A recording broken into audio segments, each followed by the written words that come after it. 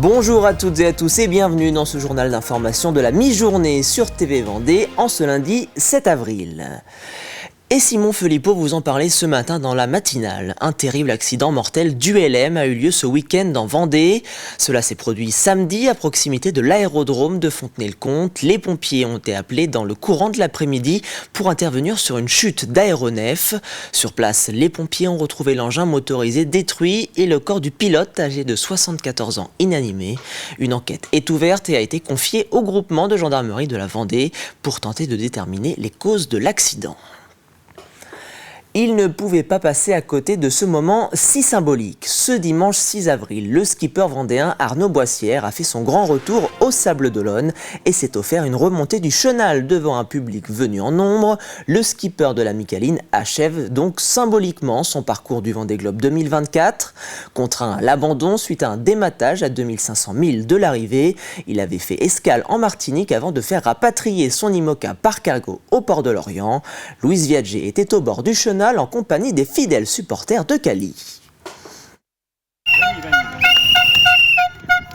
Merci Cali. 2 mots simples visibles partout à terre pour la remontée du chenal d'Arnaud Boissière. Félicitations, bienvenue chez toi, bienvenue à la maison. Et puis non, on est tout cœur avec lui. Cette force de caractère, cette résilience et puis son courage quoi. Donc on est très fiers, on est fiers de lui. Si on habite au Sable et on ne vient pas le voir, c'est pas, on a loupé un truc quoi. Donc non, on est très contents.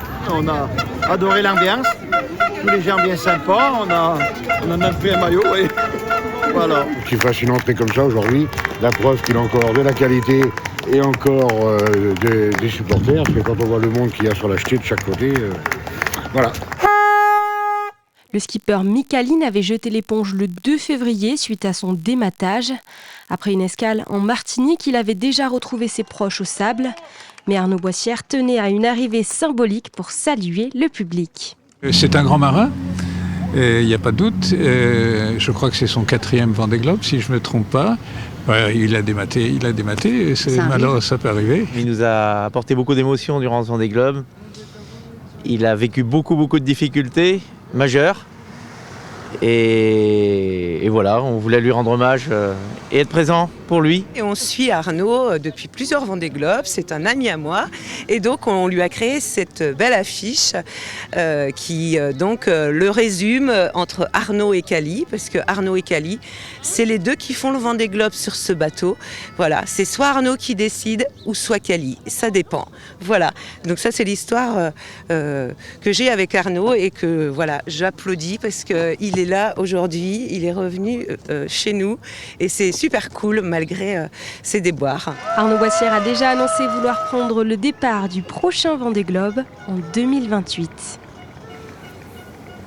La Fédération nationale de la plaisance et des pêches en mer tenait son assemblée générale en Vendée, à Talmont-Saint-Hilaire. 3 jours de travail pour préparer l'avenir des 30 000 adhérents affiliés à la fédération. Et parmi les principaux dossiers abordés en commission, celui de la déclaration des pêcheurs de loisirs.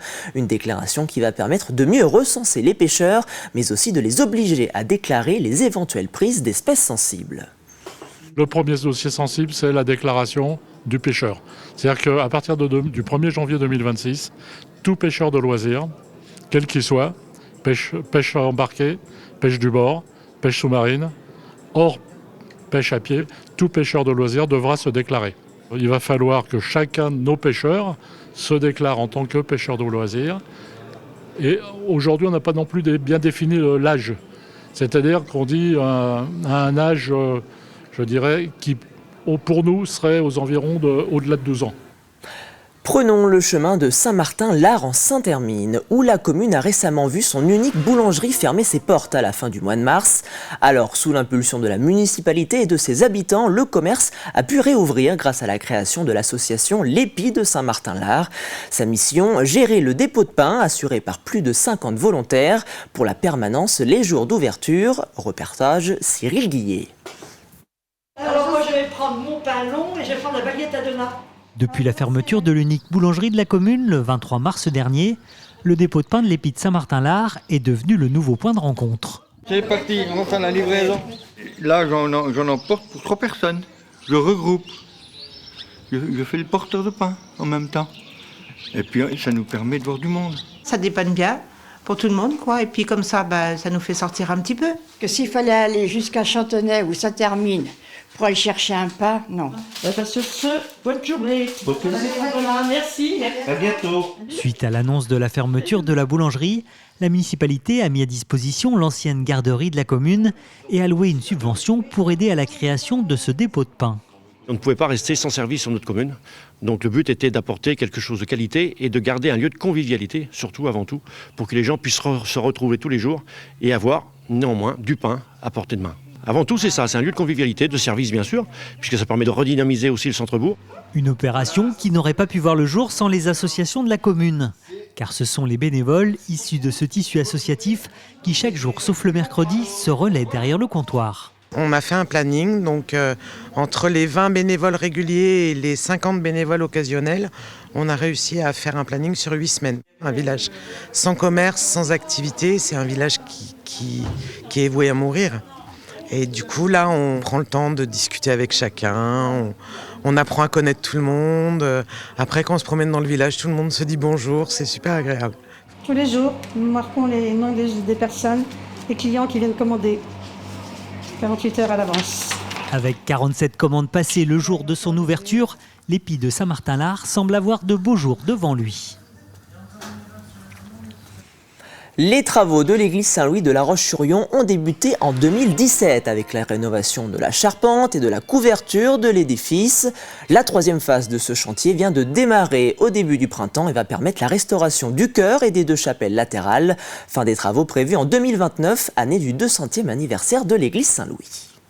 Nous avons démarré les travaux en 2017 et nous sommes partis pour 12 années de travaux en disant nous allons mettre aux alentours de 700 000 € par an, en tout cas consacrer 700 000 € par an à la rénovation de cette église.